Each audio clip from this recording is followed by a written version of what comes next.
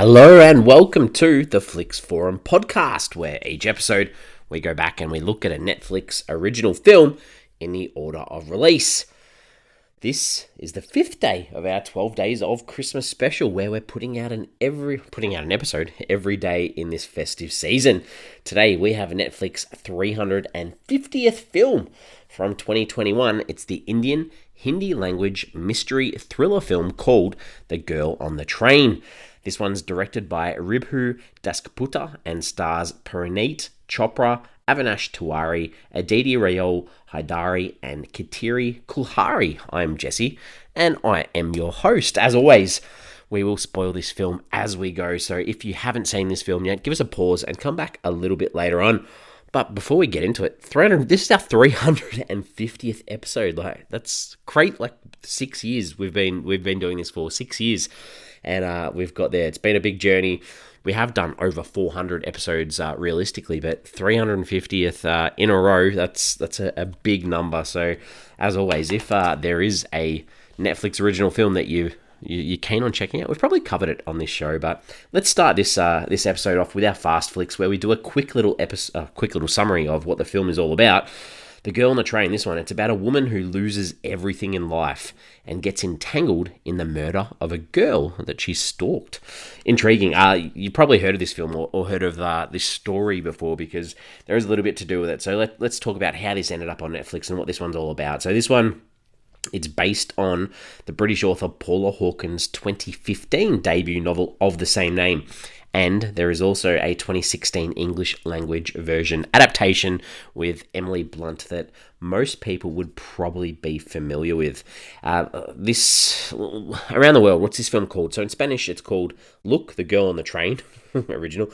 In French and Romanian, it's called Mira, the Girl on the Train. So Mira is our main protagonist in this one. We've got in Greek, it's called The Girl on the Train, in brackets, India version. Very original. The alternative title for this in India is Absconding, and another one was Mira. And the working title was Super Commando Dhruva. It's in relation to the police officer, I think, that sort of has a big role in this film. This film was announced on the 24th of April 2019, and in May of 2019 it was revealed that the first filming would be in England. So the English language version of this was set in America. Obviously this one, it's an Indian version that they've set in England. Kirti Kulhari was signed up to play the role of a British cop who we'll probably talk about quite a bit as we go through this episode. Principal photography began in early August of 2019 in London, and the railway scenes were shot on location on the Mid-Norfolk Railway.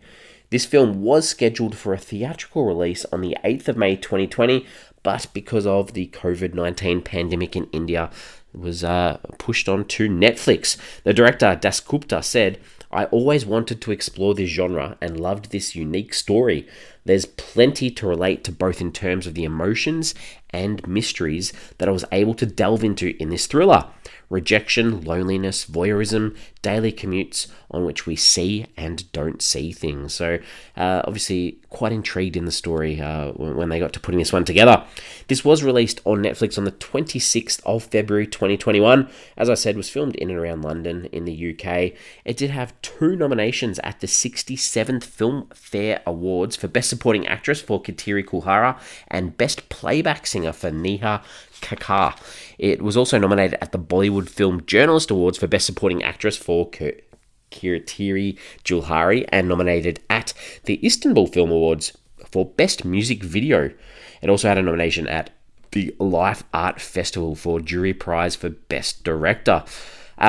Interesting. It's interesting. You've got a very famous novel that's adapted into a pretty famous English version film, and then you've got an Indian remake. As we go through this, there are quite a lot of changes and quite a lot of differences in this one. But before we do that, let's talk about what the critics and audiences are saying about this film. On Rotten Tomatoes, this sits at 9% on 11 reviews. That is definitely rotten. It's definitely very low. The audience, it's a little bit higher, but still super low, 21%. That's on less than 50 ratings. IMDb, it sits at a 4 out of 10 on 15,000 ratings. So again, on the super low side. If we look at Letterboxd, it sits at a 2.1 out of 5. That's on nearly 2,500 ratings, been logged by 3,700 people. So nothing on Metacritic for this one either. Realistically, you'd say not a lot of people jumped out to check this version out. But I did for this episode. I did for this podcast. What are my early thoughts for this film? I'd watched the English version of this when it came out, but I barely remembered it. And well, maybe I didn't recognize anything that resembled that film in this film. And obviously afterwards, I worked out that there were quite a few changes. So after I watched this Netflix version, I actually went back and watched the English version again. I just needed to. There was a part of me that was like, I need to see the English version to see what was the need for this remake. And there are a lot of differences. I guess the summary is that neither of them are great, but this Netflix version is a lot worse. This is not a very good film, unfortunately. So if you're keen on sticking around, please do, and I might give some insight into why I didn't like this version or this film. The characters, let's talk about the characters. I'm not really going to compare the English version versus this version. They both follow the same structure of the story of someone on a train who's living through someone else's life because their life has fallen apart. And that's the gist of the film. And then the circumstances around the murder of someone. So those things are the same. There's just, in this version, a lot of extra bits and pieces added in. So Mira is our main character. She's the one that we see to start off with. She's the one that is the girl on the train. She's the girl on the train. So she's a big shot lawyer, and the English version, different professions. In this film, she's taking down bad guys, and she's told to be cautious about this because obviously the criminals in London that are involved are bad guys. We see her in a car accident, and this car accident is the catalyst for how her life goes off the rails, I guess. She loses a child, she loses her husband, and this leads to alcoholism and amnesia as well, which is really important because she sort of needs to remember some important things that happen to sort of free herself from guilt or to free herself from criminal prosecution over the death of another person. We see that she begins an obsession with this woman that she sees from a train because visually she has the perfect life that she doesn't have. And this woman is Nusrat. And we see her watch through the window of the train through Mira's point of view. And there's, that little bit, I guess, that idea of an unreliable narrator throughout this film too. But Nusrat, she rocks up dead. She isn't living the perfect life that Mira thinks she is from that train window. And we find out throughout the film that she's having an affair and not everything's out, or appears as it seems. I said there's going to be spoilers, so I'm pretty much talking this film through. We have Anand, and Anand is Nusrat's abusive husband. And this guy, is a bit suspicious about her. So he hires this investigator called Walter. He follows her around, and he plays a big part too in this film and working out what actually happened to her. We have this police officer in this film that didn't appear in the English version, Inspector Kaur. She's investigating this murder and how Nusrat passed away. And the twist in this film is that she's the actual murderer, and she's got this vendetta against Mira because her father was put in jail by her and he killed himself in jail. So she holds these ill feelings towards her, and I can't help but say, what a poor performance. And her partner, her police partner, Kunal, isn't much better, and I'm not sure if it's the dialogue that they're given, but just such a poor, I don't know, it just really did not feel right with these police officers following up this case. They felt inept, to be honest, and I guess maybe that's the point. We have Shekhar, that's Mira's ex-husband. He's controlling from the start. He announces her pregnancy to her, sort of tells her what movies she should watch so they don't upset the unborn child. And he covers up his behaviors and blames her for all the troubles in his life, like getting him fired. We know that she didn't, and we know that he's harassed female employees at his work. That's a similarity between the English version too. We have Dr. Hamid. He's the psychiatrist that Nursat is seeing, and the guy that she's having an affair with. So he's a suspect at some stage as well. We have Pia, she's Mira's friend, who tries to support her and tries to get her to move on from Shikar as well, because she is struggling with that. And we have Rajiv, this random yoga teacher that's almost put in as a suspect just so the movie can go longer, to be honest. The director, Ripu Daskputta, 6 directing credits, mainly film, few TV, nothing really to note. Let's talk about some scenes from this film. What are some scenes that I enjoyed? What are some things that I didn't necessarily like? Some things that I liked. I think there's a scene where Mira meets up with this Walter guy. We spoke before about Walter being this private investigator, and we see her meet up with him in the street, and she's waiting for him to provide her with some information, and he just gets hit and killed by this car. It's not supposed to be a good scene, but it was funny. It was that bad. I've got to put that in there. But really, like the moment that dramatically was good. There's a moment towards the end where Mira confronts Shikar, her ex-husband, and about what he's done to her. I thought that was pretty well done. So some positives there for that. What are some things that didn't work in this film? There's a few. Let's go through some of these. I think that Mira, and like I said before, the dialogue, the performances, none of them really worked in this film for me. But Mira walks down the street. This is at the start, and there's this black van that's following her. It was just edited and put together so poorly. That was really bad. We have Mira with her husband, Shikar. I mentioned this before, but he hands the pregnancy test to her to say that they're pregnant. It just felt so wrong and weird. And I know they're trying to show he's controlling, but I don't know any situation where a husband's like, she's the one carrying the child. How is he able to announce to her that she's pregnant? I thought that was weird. Every time Mira had to be upset or crying or angry, it was just so poor, especially when she had to be drunk, and she turns into an alcoholic in this film. She performed like a person who's actually never had a touch of alcohol before. That's how bad it was. There's a moment where, Mira gets so drunk. Well, she's pretty much drunk this whole film, but she's drunk, and she sees this selfie of Shikar's new partner on social media, and she just starts crying. Like, oh, come on. But then Mira's on the train. She's on the train a lot, and she realizes her dream girl's having this affair, and she just has this disgusted look on her face. And this is followed up with her getting so drunk and going absolutely mental in this bathroom with her friend Pia, and she videos herself going on about how this has ruined the perfect image that she had of her, and she has to stop her, and it feels like she's losing everything again, and this woman's so wrong. It was so bad. That scene was so bad. Inspector Kaur, I mentioned before of her as a police officer, but there's a scene where she chases Rajiv, this yoga guy, chases him out of the gym. He runs and then eventually catches up to him. Then she just slaps him across the face. Just felt so out of place and so weird.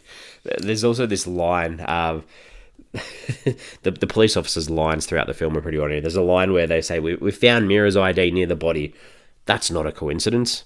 Oh no, it's not. What a surprise. There's a scene where Mira has a phone that pings an alert. We hear the audio of the phone going off, and she picks up the phone and turns it on. That's so poor. Finally, Mira goes to Walter's house. She gets this clue to go there, and there's all these photos that he's taken, and they just have this red light illuminating the room, so it sort of looks like, cool photography, like this cool lab. I don't know, just hated it. Some themes, some ideas. The big idea: men are gross, men cheat, they abuse, they're abusive. That idea of Me Too, domestic violence, and also the idea of what is love. Like, if you're being controlled by someone, it's not love. Justice plays a big part too, like criminals thinking they can get revenge, the distrust in the police or the inadequacies of the police as well. For Mira in particular, memories plays a big part, like how important they can be too. You can suppress things, but you can't forget, and you've got to tie that in too with you've got no regrets in life. You can't change the past, but you can change your present too. The motif of a train is very important, obviously, too. The train, it's a symbol of something that's constantly moving and going to new destinations. And we see that at the end, too, where Mira is on that train on her way out, ready to start her life fresh. What did I take away from this film? And I didn't put this in the scenes, but there is no need for this film to have Bollywood-style songs in it. There were a few times, every time they popped up, they felt out of place and not needed. Especially there's this scene where they go to this big rave, this nightclub, and it just didn't fit. And then there's another one where Mira's walking down the streets, drowning her sorrows. They just didn't work. And I guess the other side, I think, for this film too, the makeup, the practical effects they tried to put on the characters for injuries, they were so bad. They just looked like these blobs of red paint on people's faces. So just a few little issues are practically there for me. What are some questions, some pondering, some ideas? Like, there's one sort of big thing, I think. The whole idea that Mira goes to this memorial service at some stage for Nusrat, and she notices there's this photo wall and all these photos of her in memoriam of her, and she notices what her mobile phone looks like. And we've seen this scene where there's this guy in the field near the train who has her phone. So she goes back to get it off him. I know that at the end of the film, we know the inspector is in on it and is trying to get revenge on Mira, but surely this is something that she wouldn't have been able to cover up. The police would have been searching for her mobile phone or a cell phone. That just did not make sense for me. I'm ready to wrap this up. We give the films on the show a rating out of 5. For me, like the locations, like London, looks really good. It's shot well. Unfortunately, the script, it's rubbish. And it makes the performers appear worse than what they probably are. And the twists and the turns, they don't really work. They're added into this version, I guess, just to make it a point of difference. The English version isn't great either, though. I've got to say that. But it does look like a masterpiece compared to this. This is a 1.5 out of 5 for me. This is a very ordinary film. We're on socials. We've got Facebook. We've got Instagram. And we have X, formerly known as Twitter. So the question for this episode I wanted to put out there was, have you read the book or seen the English version of the film? And how does it compare? That's what I'm very interested in, to see whether anyone actually thinks this is the better version of all of them. I'm just keen, because I'm not, I haven't read the novel. I'm interested, very interested. Other than that, we are back tomorrow. We are back tomorrow for another episode. Tomorrow we have a film from 2021. It's the comedy drama called Moxie. This one's directed by Amy Poehler and stars Hadley Robinson, Alicia Pascal-Pina, Lauren Tsai, Patrick Schwarzenegger, Nico Hiraga, and Amy Poehler. Interesting. We'll talk a little bit tomorrow. I've got some thoughts in my head already, but I'll save them for tomorrow. As always, thanks for hanging out today. Hope you've enjoyed this show, and I get to see you again tomorrow. Look forward to it then.